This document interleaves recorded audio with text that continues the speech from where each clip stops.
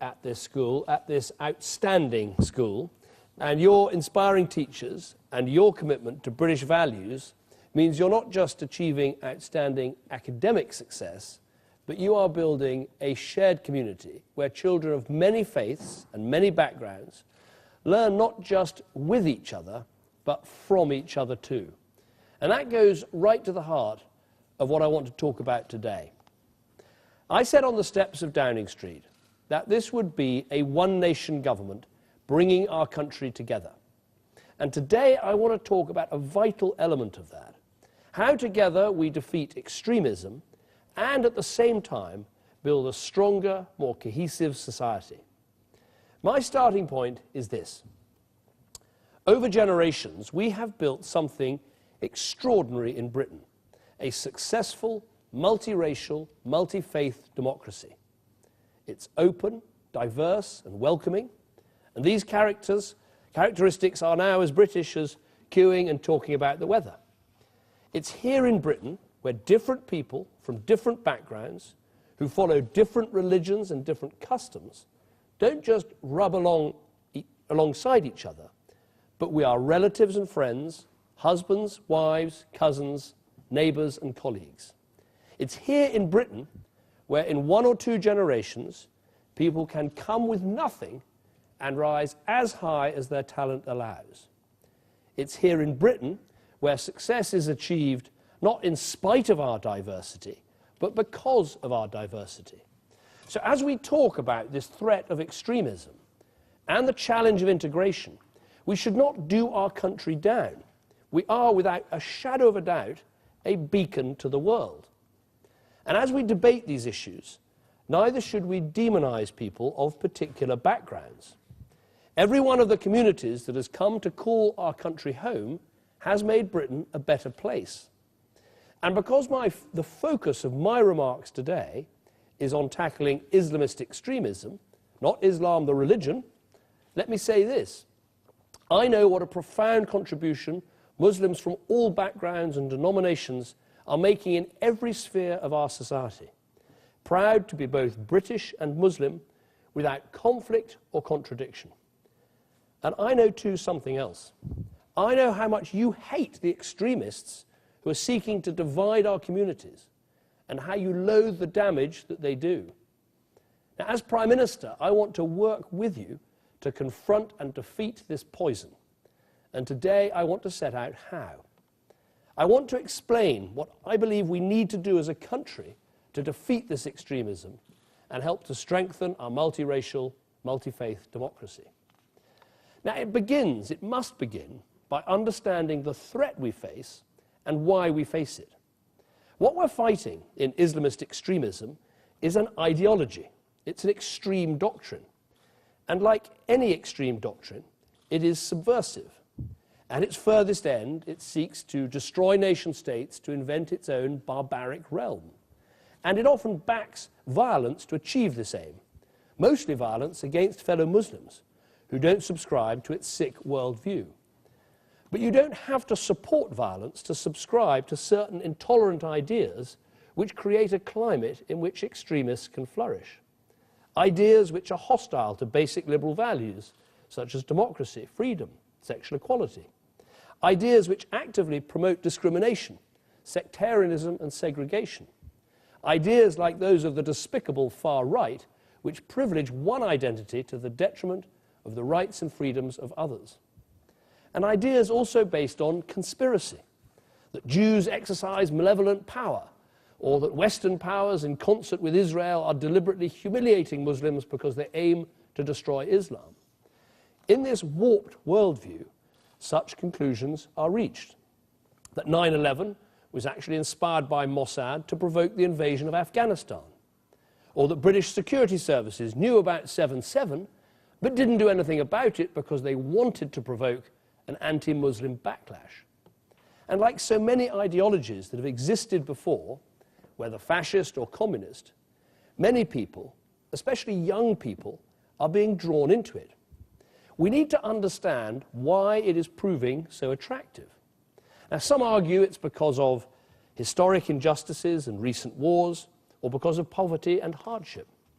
This argument, what I would call the grievance justification, must be challenged. So when people say it's because of the involvement in the Iraq War that people are attacking the West, we should remind them that 9/11, the biggest loss of life of British citizens in a terrorist attack, happened before the Iraq War.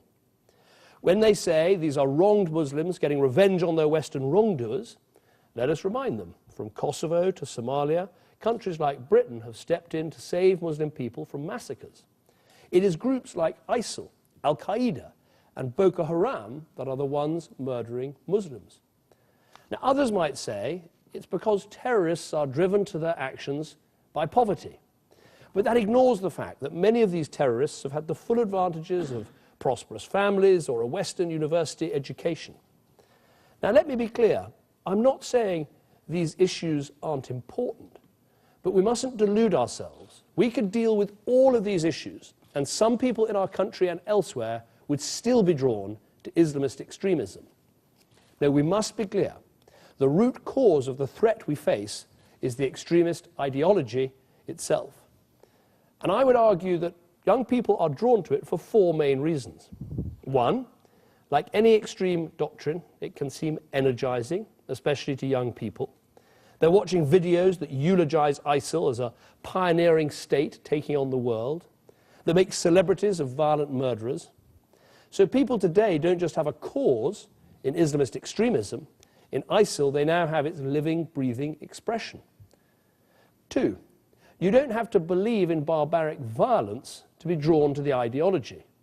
No one becomes a terrorist from a standing start. It starts with a process of radicalization. When you look in detail at the backgrounds of those convicted of terrorist offenses, it's clear that many of them were first influenced by what some would call nonviolent extremists. It may begin with hearing about the so-called Jewish conspiracy and then develop into hostility to the West and fundamental liberal values, before finally becoming a cultish attachment to death. Put another way, the extremist worldview is the gateway, and then violence is the ultimate destination. Three, the adherents of this ideology are overpowering other voices within Muslim debate, especially those trying to challenge it. There are so many strong, positive Muslim voices that are being drowned out. Ask yourself, how is it possible that when young teenagers leave their London homes to fight for ISIL, the debate all too often focuses on whether the security services are to blame? How can it be that after the tragic events at Charlie Hebdo in Paris, weeks were spent discussing the limits of free speech and satire rather than whether terrorists should be executing people full stop? When we allow the extremists to set the terms of the debate in this way, is it any wonder that people are attracted to this ideology? Four, there is also the question of identity. For all our success as a multiracial, multi-faith democracy, we have to confront a tragic truth that there are people born and raised in this country who don't really identify with Britain and who feel little or no attachment to other people here. Indeed, there's a danger in some of our communities that you can go your whole life and have little to do with people from other faiths and backgrounds. So when groups like ISIL seek to rally our young people to their poisonous cause, it can offer them a sense of belonging that they can lack here at home, leaving them more susceptible to radicalization and even violence against other British people to whom they feel no real allegiance. So this is what we face: a radical ideology that is not just subversive but can seem exciting, one that has often sucked people in from non-violence to violence, one that is overpowering moderate voices within the debate, and one that can gain traction because of issues of identity and failures of integration. So we have to answer each one of these 4 points. If we do that, the right approach for defeating this extremism will follow. Now, in the autumn, we will publish our counter-extremism strategy, setting out in detail what we will do to counter this threat. But today I want to set out the principles that we will adopt. First, any strategy to defeat extremism must confront head-on the extreme ideology that underpins it. We must take its component parts to pieces: the cultish worldview, the conspiracy theories, and yes, the so-called glamorous parts of it as well. In doing so, let us not forget our strongest weapon, our own liberal values. We should expose their extremism for what it is, a belief system that glorifies violence and subjugates its people, not least Muslim people. We should contrast their bigotry, aggression and theocracy with our values. We have in our country a very clear creed, and we need to promote it much more confidently. Wherever we're from, whatever our background, whatever our religion, there are things we share together. We're all British. We respect democracy and the rule of law. We believe in freedom of speech, freedom of the press, freedom of worship, equal rights regardless of race, sex, sexuality or faith. We believe in respecting different faiths, but also expecting those faiths to support the British way of life. These are British values and are underpinned by distinct British institutions. Our freedom comes from our parliamentary democracy. The rule of law exists because of our independent judiciary. This is the home that we're building together, whether you're Muslim, Hindu, Jewish, Christian or Sikh. Whether you were born here or born abroad, we can all feel part of this country, and we must now all come together and stand up for our values with confidence and with pride. And as we do so, we should challenge the ludicrous conspiracy theories of the extremists. The world is not conspiring against Islam. The security services aren't behind terrorist attacks. Our new prevent duty for schools is not about criminalising or spying on Muslim children. This is paranoia in the extreme. In fact, that duty will empower parents and teachers to protect children from all forms of extremism, whether Islamist extremism or neo-Nazi extremism. We should challenge together the conspiracy theories about our Muslim communities too, and I know how much pain these can cause. We must stand up to those who try to suggest there's some kind of secret Muslim conspiracy to take over government, or that Islam and Britain are somehow incompatible. People who say these things are trying to undermine our shared values and make Muslims feel like they don't belong here, and we must not let these conspiracy theorists win. We must also de-glamorize the extremist cause, especially ISIL. This is a group that throws people off buildings, that burns them alive, and as Channel 4's documentary last week showed, its men rape underage girls and stone innocent women to death. This isn't a pioneering movement. It is a vicious, brutal, and fundamentally abhorrent existence. And here's my message to any young person here in Britain thinking of going out there. You won't be some valued member of a movement. You are cannon fodder for them. They will use you. If you're a boy, they will brainwash you, strap bombs to your body and blow you up. If you are a girl, they will enslave and abuse you. That is the sick and brutal reality of ISIL. So when we bring forward our counter-extremism strategy in the autumn, here are the things we'll be looking at. Using people who really understand the true nature of what life is like under ISIL to communicate to young and vulnerable people the brutal reality of this ideology. Empowering the UK's Syrian, Iraqi and Kurdish communities so they can have platforms from which to speak out against the carnage ISIL is conducting in their countries. And countering this ideology better on the ground through specific de-radicalisation programmes.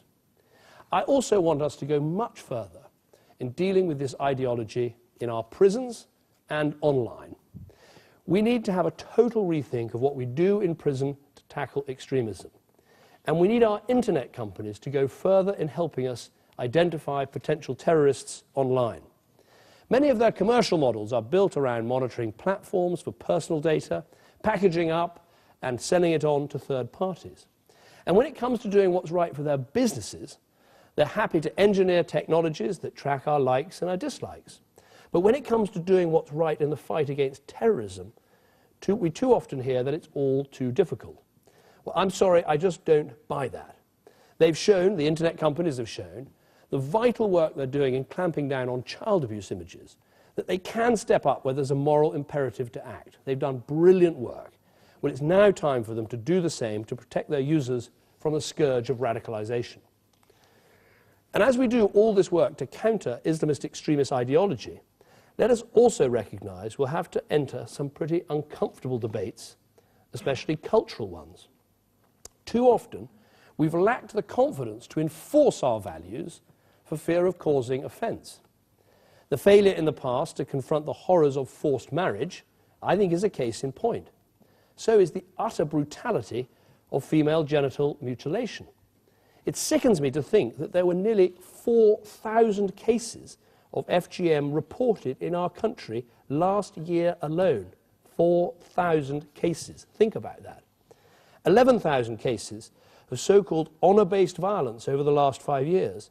And that's just the reported cases. We need more coordinated efforts to drive this out of our society. More prosecutions. No more turning a blind eye on the false basis of cultural sensitivities. Why does this matter so much? Well, think about what passive tolerance says to young British Muslim girls. We can't expect them to see the power and liberating force of our values if we don't stand up for them when they come under attack.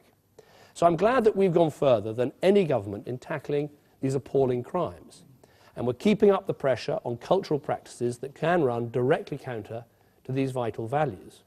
That's why the Home Secretary has already announced a review of Sharia courts. It's why we've said we'll toughen the regulations so schools have to report children who go missing from school rolls mid-year, some of whom we fear may be being forced into marriage.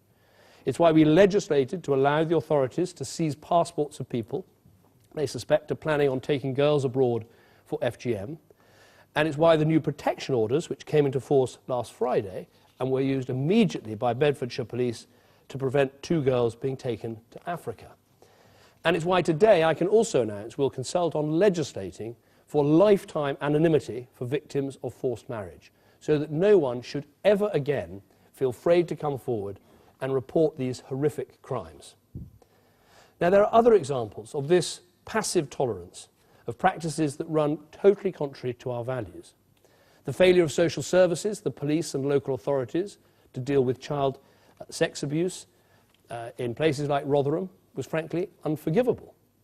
And look what happened in Tower Hamlets, in the heart of our capital city. We had political corruption on an epic scale, with voters intimidated and a court adjudicating on accusations of undue spiritual influence for the first time since the 19th century. As the judge said, those in authority were too afraid to confront wrongdoing for fear of allegations of racism. Well, this has got to stop. We need everyone, government, local authorities, police, schools, all of us, to enforce our values right across the spectrum. Now, second, as we counter this ideology, a key part of our strategy must be to tackle both parts of the creed, the violent and the non-violent. This means confronting groups and organisations that may not advocate violence, but which do promote other parts of the extremist narrative. We've got to show that if you say, yes, I condemn terror, but the kuffar are inferior, or violence in London isn't justified, but suicide bombs in Israel are a different matter, then you too are part of the problem. Unwittingly or not, and in a lot of cases it's not unwittingly, you're providing succour to those who want to commit or get others to commit to violence. For example, I find it remarkable that some groups say, we don't support ISIL, as if that alone proves their anti-extremist credentials. I mean, let's be clear, Al-Qaeda don't support ISIL, so we can't let the bar sink to that ludicrously low level. Condemning a mass murdering, child raping organisation cannot be enough to prove you're challenging the extremists. We must demand that people also condemn the wild conspiracy theories, the anti-Semitism, the sectarianism too. Being tough on this is entirely in keeping with our values. We should challenge every part of the hateful ideology spread by neo-Nazis, so why shouldn't we here? Now, government does have a key role to play in this. It's why we ban hate preachers from our country. It's why we threw out Abu Hamza and Abu Qatada. And it's why, since my Munich speech in 2011, we've redirected public funds from bodies that promote non-violent extremism to those that don't. Now, we also need to do more in education. We undertook an immediate review when it became apparent that extremists had taken over some of our schools in the so-called Trojan horse scandal here in Birmingham. But I have to be honest here, 1 year on, although we're making progress, it's not quick enough. It's taken too long to take action against the governors and teachers involved in the scandal and to support the schools affected to turn themselves around. So as we develop our counter-extremism strategy, I want us to deal with these issues properly. And we'll also bring forward further measures to guard against the radicalisation of children in some so-called supplementary schools or tuition centres. And there's something else we need to do. We need to put out of action the key extremist influencers who are careful to operate just inside the law, but who clearly detest British society and everything we stand for. These people aren't just extremists, they're also despicable far-right groups too. And what links them all is their aim to groom young people and brainwash their minds. And again, let's be clear, who benefits most from us being tough on these non-violent extremists? It's Muslim families living in fear that their children could be radicalised and run off to Syria, and communities worried about some poisonous far-right extremists who are planning to attack your mosque. So as part of our extremism bill, we're going to introduce new, narrowly targeted powers to enable us to deal with these facilitators and cult leaders and to stop them peddling their hatred.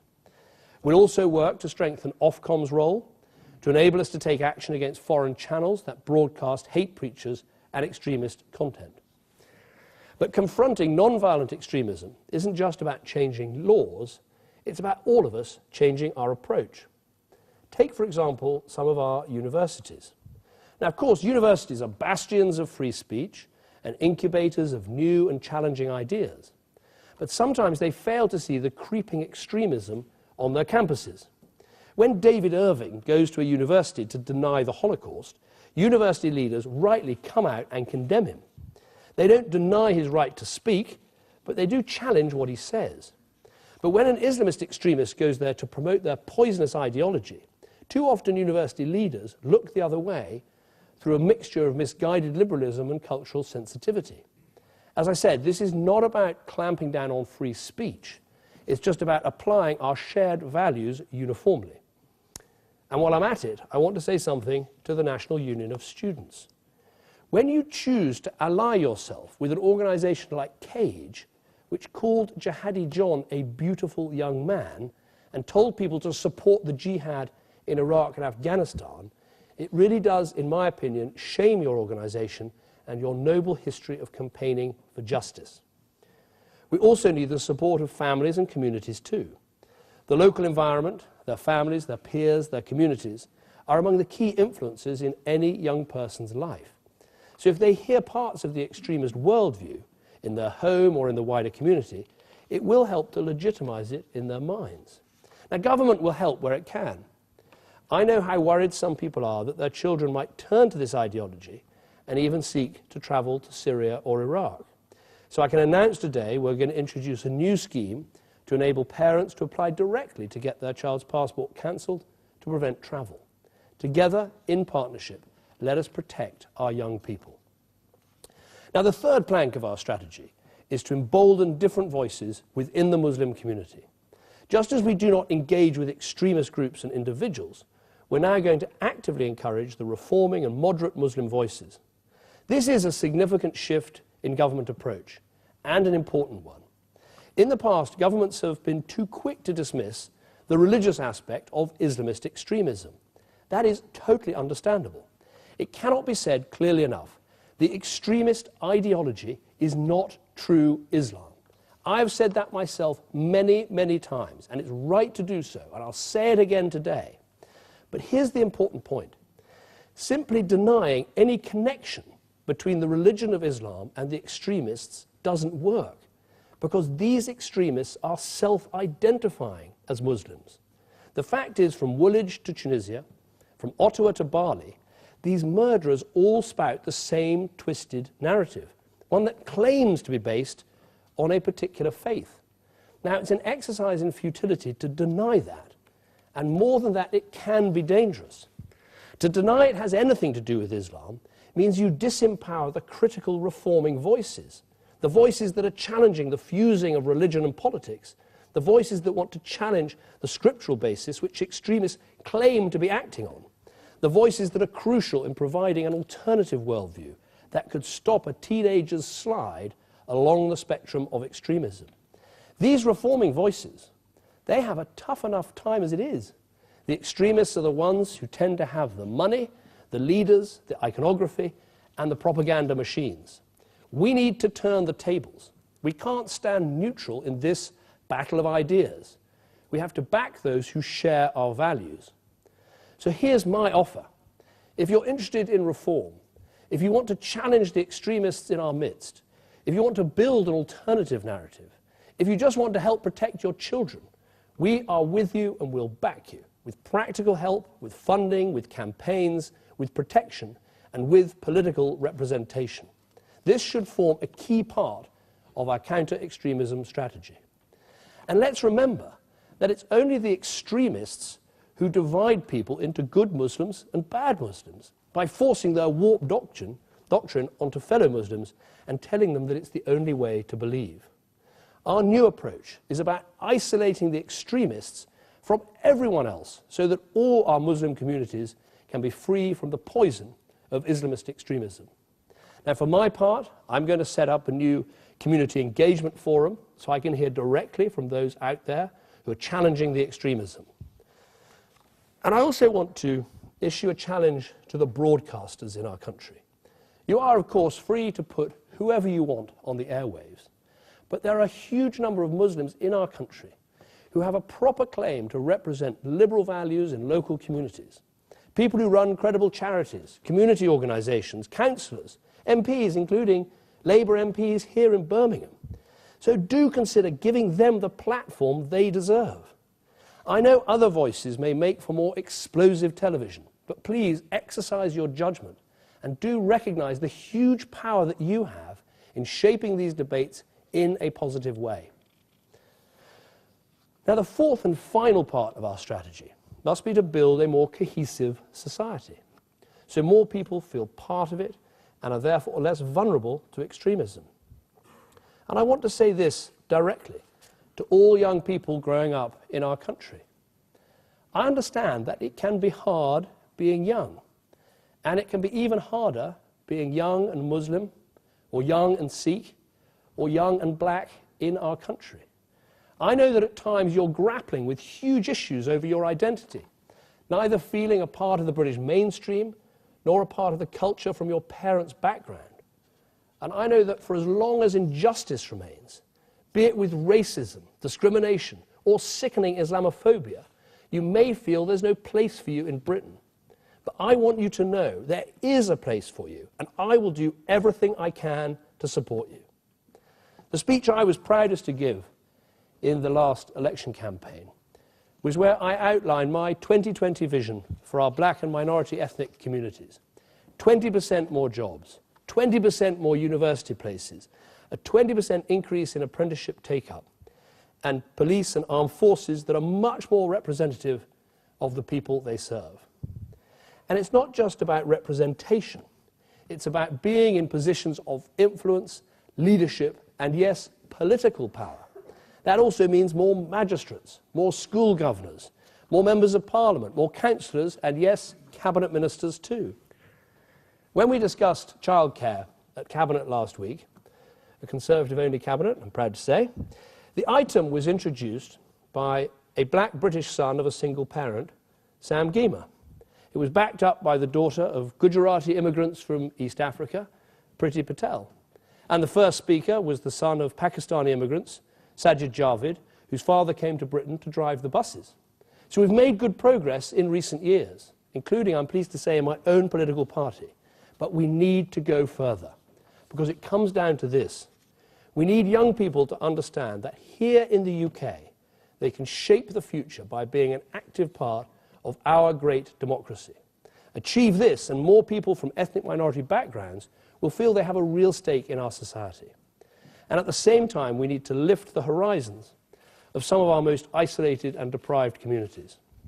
At the moment, we have parts of our country where opportunities remain limited, where language remains a real barrier, where too many women from minority communities remain trapped outside the workforce, and where educational attainment is low.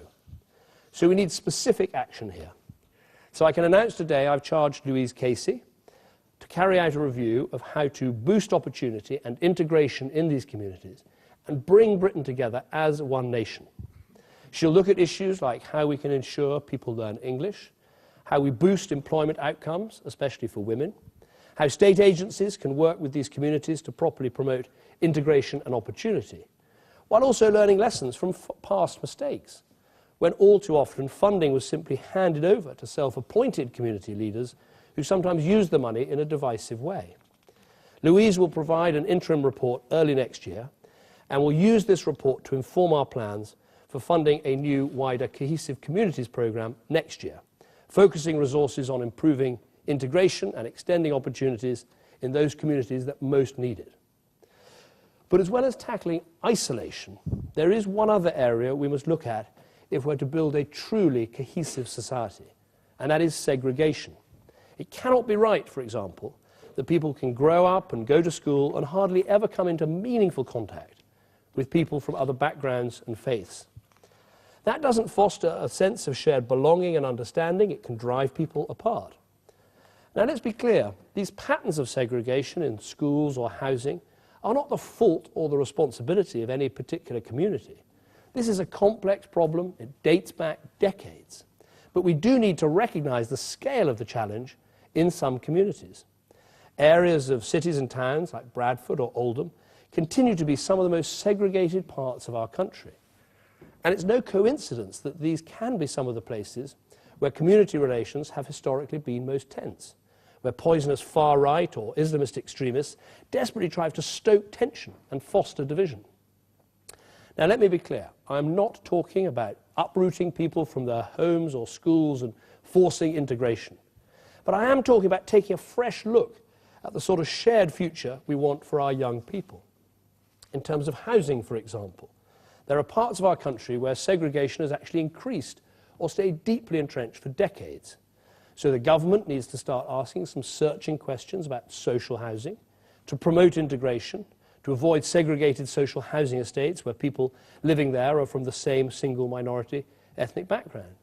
Similarly, in education, while overall segregation in schools is declining, in our most divided communities, the education that our young people receive is actually even more segregated than the neighbourhoods they live in.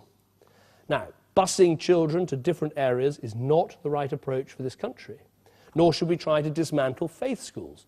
Many faith schools achieve excellent results, and I'm the first to support the great education they provide. I met earlier with some young people from the King David School, a Jewish school here in Birmingham, where the majority of children are from a Muslim background. I chose a faith school for my own children.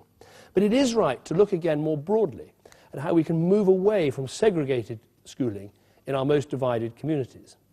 We've already said that all new faith academies and free schools must allocate half their places without reference to faith.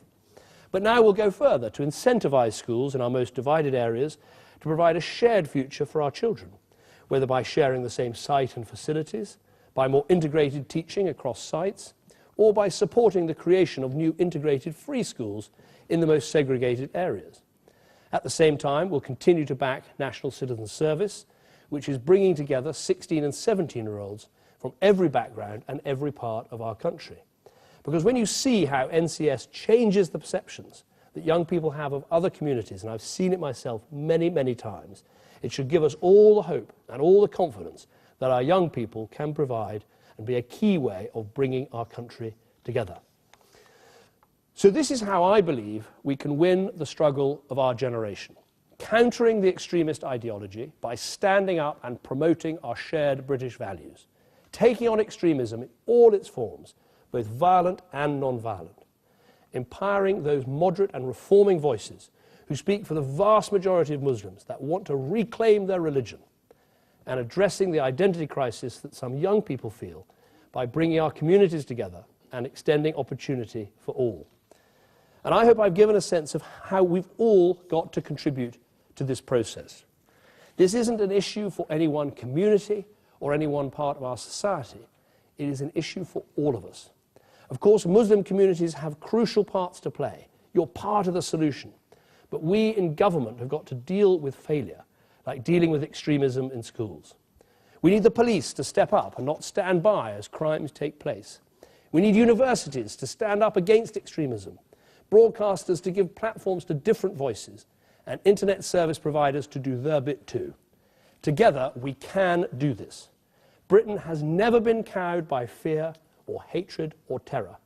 Our great British resolve faced down Hitler, it defeated communism, it saw off the IRA's assaults on our way of life. Time and again, we've stood up to aggression and tyranny. We've refused to compromise on our values or to give up on our way of life. And we shall do so again. Together, we will defeat the extremists and build a stronger and more cohesive country for our children, our grandchildren, and for every generation to come. Thank you.